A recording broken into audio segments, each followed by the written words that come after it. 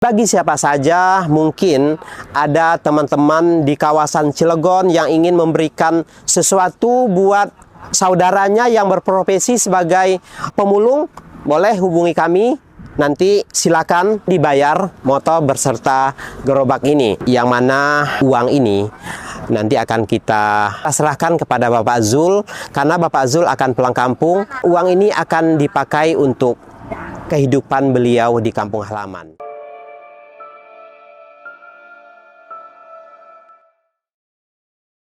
Assalamualaikum warahmatullahi wabarakatuh. Selamat datang di Detik Asa dalam aksi nyata berbagi rasa, menebar asa. Perjalanan kami kali ini menuju rumah Bapak Zul Helmi. Sekarang saya sudah berada persis di depan rumahnya. Nah, ini seperti yang kita ketahui, Bapak Zul Helmi sudah berada di rumah singgah kota Cilegon. Nah, kemarin kita sempat mengunjungi Bapak Zul, melihat kondisinya, kemudian mengantarkan makanan, kemudian sekaligus mengantarkan pakaian-pakaian beliau. Seperti yang sudah sama-sama kita ketahui, bahwa Bapak Zul Helmi ini adalah seorang perantau Minang yang berprofesi sebagai pemulung di kota Cilegon. Dan info yang kita dapat bahwa Bapak Zul Helmi sudah menghilang dari keluarga semenjak 41 tahun yang lalu. Nah, disinilah beliau tinggal di gubuk ini tanpa air, tanpa listrik. Jadi betul-betul beliau ini mengisolasi diri dan tidak ingin diketahui keberadaannya oleh pihak keluarga.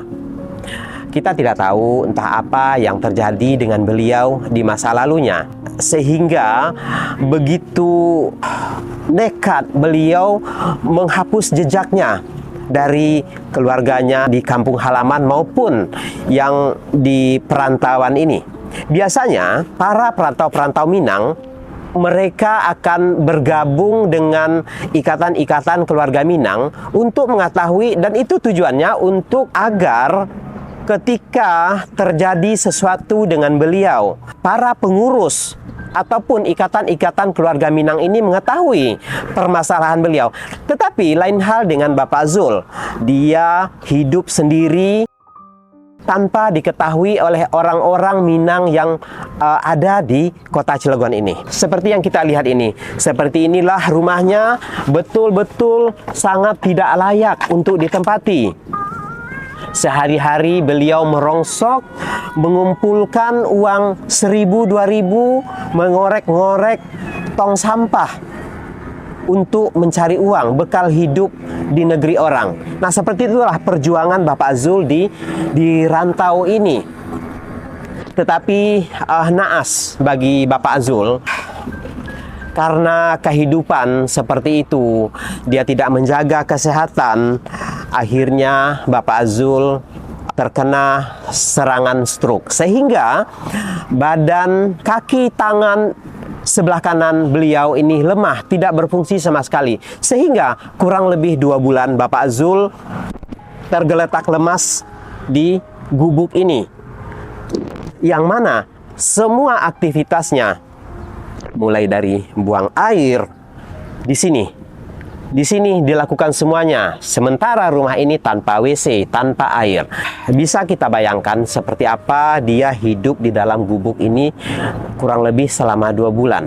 Nah, untuk makan Bapak Zul ini dibantu oleh para tetangga. Nah, ketika tetangga lagi ada, mereka akan memberi Pak Zul makan. Tetapi kalau tidak ada, ya mungkin Pak Zul juga berpuasa.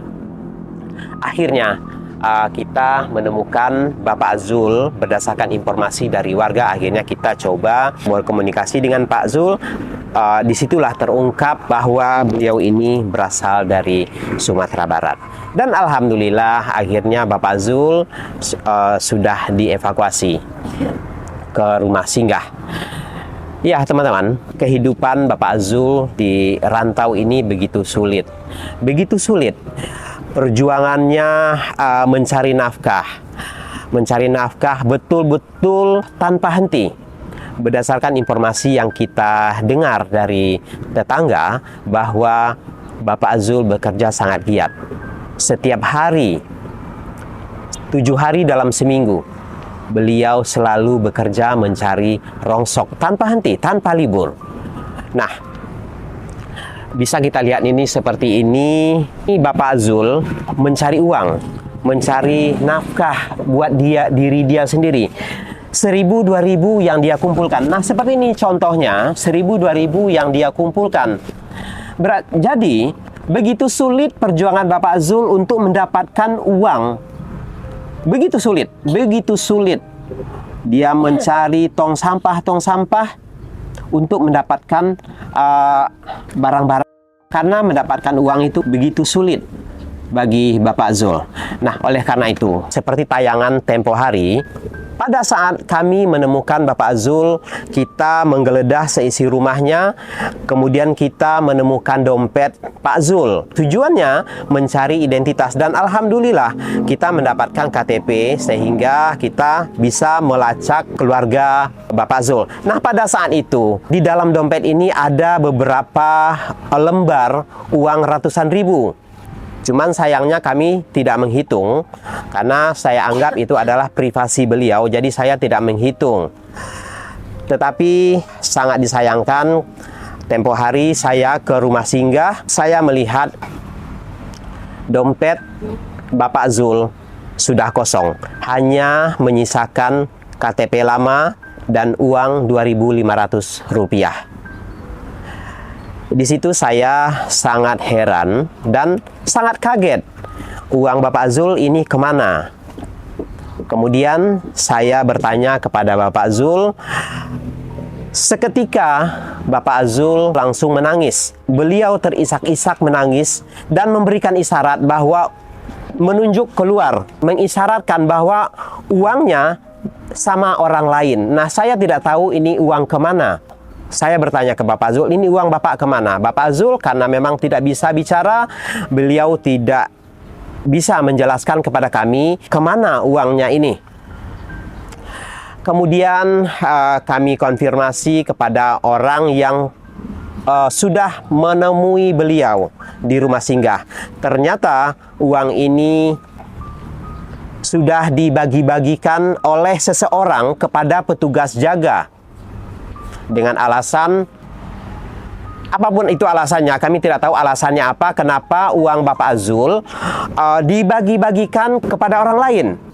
Tetapi saya sangat yakin beliau tidak mengizinkan uangnya dibagi-bagikan kepada orang lain. Nah, kenapa kita mengatakan tidak ikhlas uangnya dibagi-bagikan? Karena saat kami bertanya, beliau langsung menangis terisak-isak.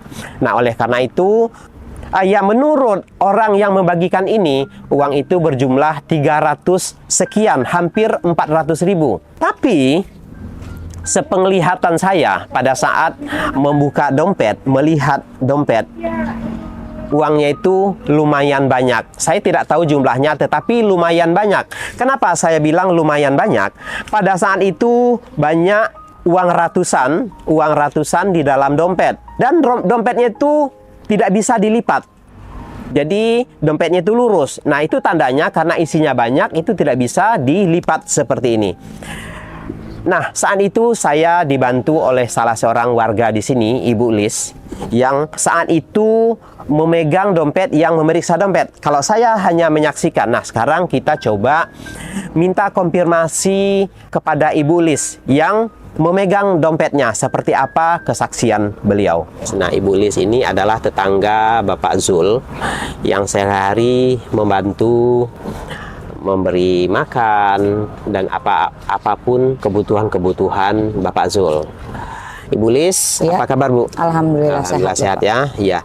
Oh iya, Bu, kemarin saya ke rumah singgah menemui Bapak Zul dan alhamdulillah beliau masih di sana menunggu pemulangan ke kampung halamannya. Oh ya, Ibu, kemarin saya menanyakan apakah Bapak Zul ini menyimpan uang di rumah. Ternyata katanya tidak, dia menggeleng. Tetapi hal yang mengagetkan kami ketika saya menyinggung masalah uang, Bapak Zul langsung menangis. Kemudian saya curiga. Saya lihat ada sebuah dompet, ya saya masih ingat ini dompet dia yang kita lihat di sini. Saya buka itu dompet, ternyata isinya hanyalah satu buah KTP dan uang 2.500. Nggak tahu 2.500 apa 2.200. Jadi koin 2.000 yang sudah lecek.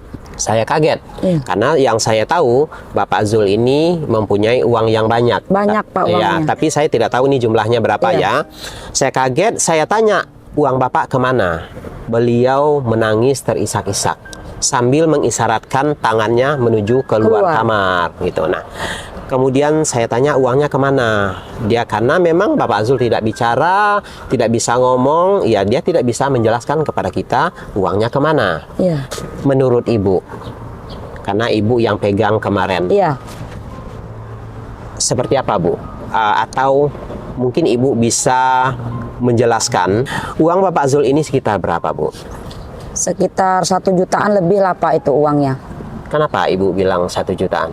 Ya soalnya kan kami di sini kan lihat gitu, tahu dia jual beli barang ini kan sebelum dia jatuh sakit, dia habis jual barang kan, habis jual rongsokannya. Iya. Nah positif itu udah dapat duit itu Pak. Iya. Ya sekitar 300 lebih lah itu dia dapat duitnya. Terus dia jatuh sakit, belum lagi yang nengok ada di sini ada bapak angkatnya ini Neng. Dia ngasih duit itu yang kita lihat aja itu 300.000. 300.000. Iya. Belum lagi emak bayar hutang ke Pak Ujang, ke Pak Jul ini 100.000 ya Mak ya. 100.000 itu udah kelihatan Pak nominalnya 400.000 ya kan. Itu yang duit dari luar aja. Belum lagi yang dari bos kami kan, bos kita ini rongsok. Belum lagi warung depan, belum lagi yang nengok-nengok, belum lagi yang 20, yang 50. Itu 50-annya aja kemarin pas saya buka dompetnya itu Pak, 50-annya aja banyak. Ratusannya aja banyak. Makanya kok kaget cuman ada duit 2.500. Belum lagi si Koko. Si Koko ngasih berapa? Si Koko ini pertama ngasih 200. Pertama ngasih 200. Terus ngasih lagi 100. Itu yang kelihatan dengan mata kita itu Pak. Iya. Nggak tahu kalau dia datang lagi ke sini ngepelin duit lagi kan kita nggak tahu. Pokoknya yang kelihatan aja udah 300.000. Belum lagi emak bayar hutang ke Pak Ujang, ngepelin lagi 100. Itu udah uang dari luar aja kelihatannya 400.000 ya Pak ya. Yang kelihatan. Belum lagi orang depan, warung depan ngasih lagi ke sini 50.000 sama makan makanan. Belum lagi bos kita, bos rongsok kan. Itu yang tiap hari ngasih yang 20, yang 30. Buat beli sarapan, tapi ya emang nggak dibeliin sarapan, ditaruhlah di dompet. Ditaruh di dompet semua. Di dompet semua Pak. Mungkin Bapak Zul ini menyuruh orang suruh beliin sesuatu? Enggak Pak, sama sekali enggak. Orang saya minta aja buat beli. Wah, saya nggak punya uang. Saya bilang itu kan, kalau uang mau beli obat sini dibeliin si obat ini. Nggak usah dia bilang. Berarti masih ada duit itu sama sekali nggak keluar Pak. Nyuruh orang apa gimana nggak sama sekali. Ada lah di dalam dompet itu, si duit itu.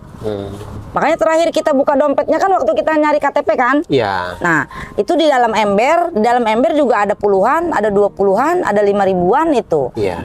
Itu bukan yang di dalam dompet. Yang di dalam embernya itu. Belum lagi di selipan dia dekat pintu, puluhan itu. Yang saya lihat. Makanya kok saya kaget, kok duit bisa tinggal 2.500. Sedangkan duit itu banyak, 1 juta lebih itu Pak. 1 juta lebih menurut Ibu? Iya. Menurut Ibu segitu ya? 1 juta lebih itu. Ya, karena kalau saya saat itu saya tidak memegang, tapi saya melihat. Iya. Melihat betul itu uangnya, dompetnya itu tebal. Tebal sampai nggak bisa ditutup. Nggak bisa ditutup. Iya. Karena ibaratnya dompet seperti ini nih. Ini dompet. Iya. Nah, karena uangnya banyak, ini begini aja, nggak bisa ditutup begini. Ini karena isinya sedikit, nih bisa ditutup. Tapi uang Pak Zul begini aja, ini nggak bisa ditutup. Kita tutup begini, dia lepas lagi. Itu tandanya duitnya ini nih banyak. Ya, banyak. Tetapi jujur saya pribadi, saya tidak tahu jumlahnya berapa. Saya tidak tahu karena tidak menghitung ya. Tidak menghitung saat itu.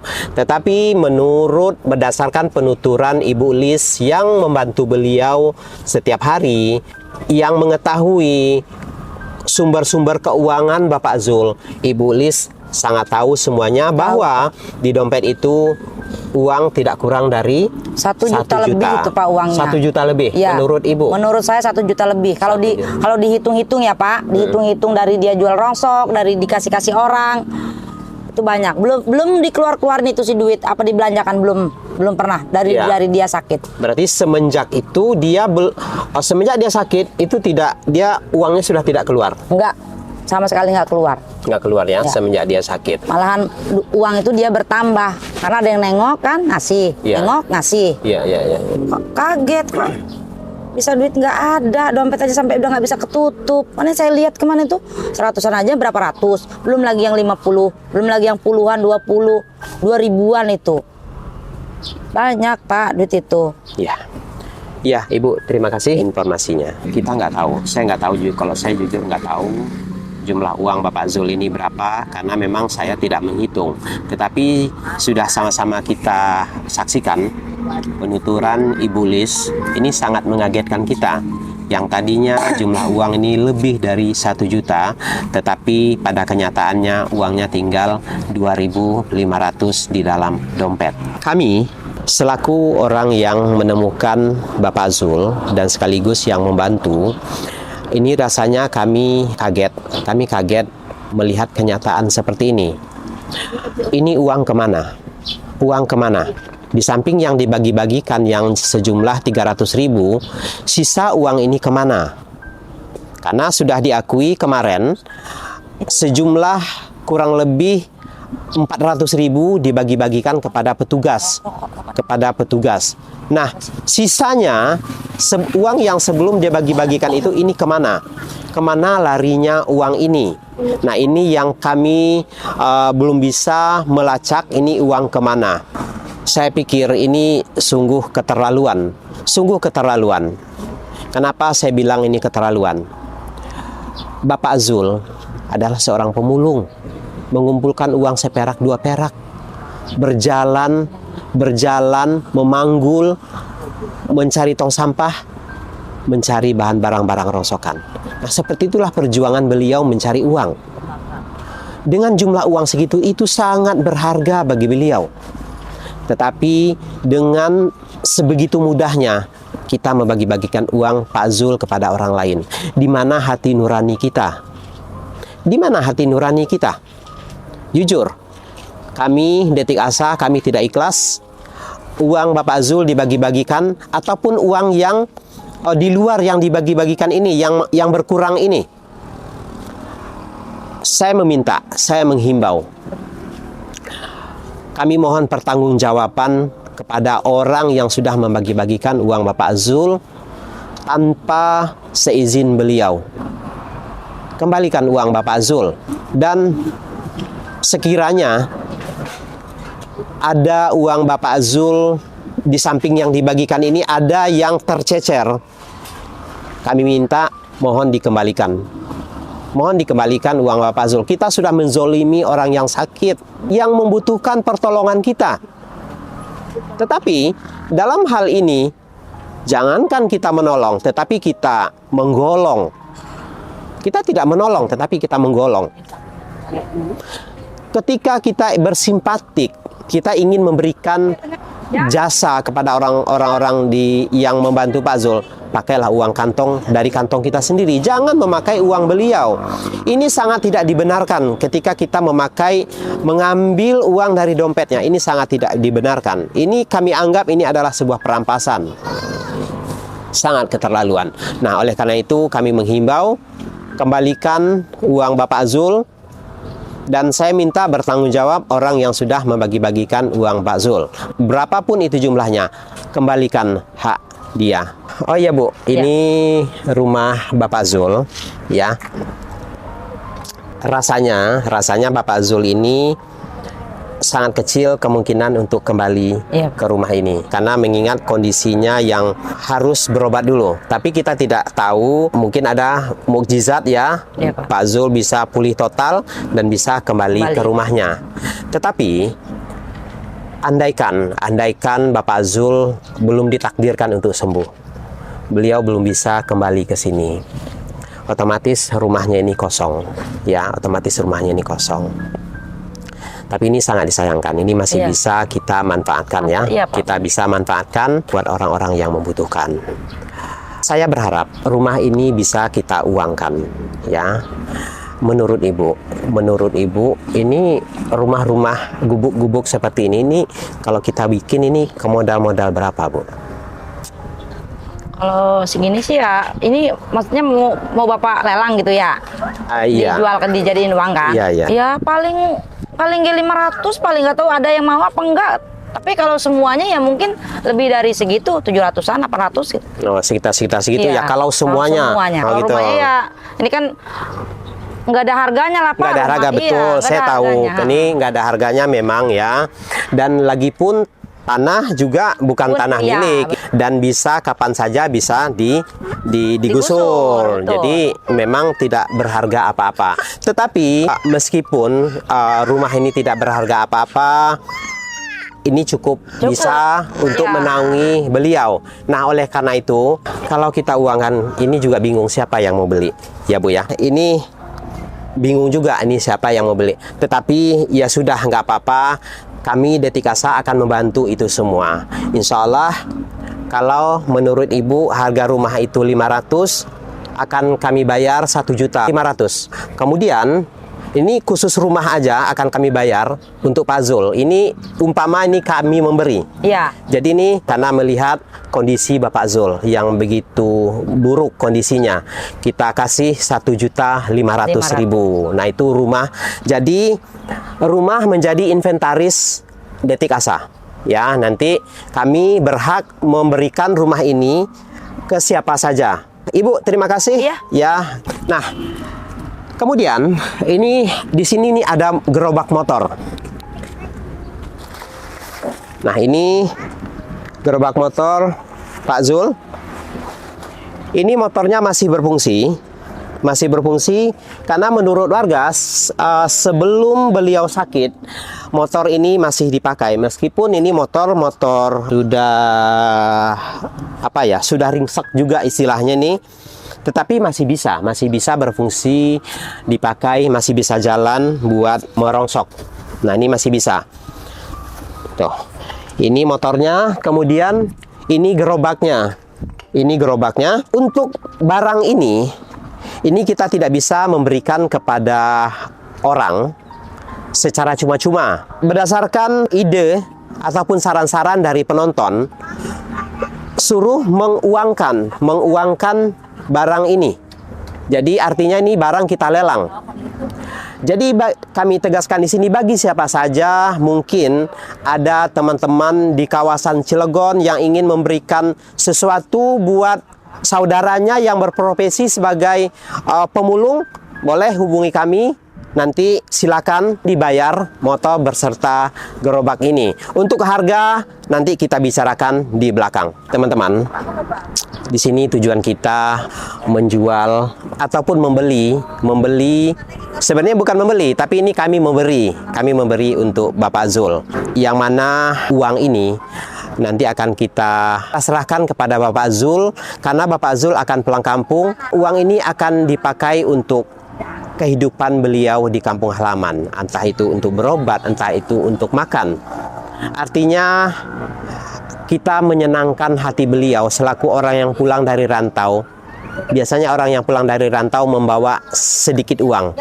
Nah, kami berharap Bapak Zul pulang ke kampung dengan membawa sedikit uang, meskipun tidak banyak. Itu harapan kami. Dengan memegang uang sedikit, meringankan beban perasaannya yang pulang dalam keadaan tidak punya apa-apa. Nah, oleh karena itu kita bayarkan rumah ini dan kita lelang gerobak ini. Tetapi uang segitu tidak akan mencukupi untuk Bapak Zul untuk memenuhi kebutuhan beliau berobat di kampung halaman. Nah, oleh karena itu, bagi teman-teman yang ingin menyisihkan sebagian rezekinya untuk membantu kehidupan Bapak Zul, silakan sampaikan kepada kami di nomor rekening yang sudah tertera di bawah ini.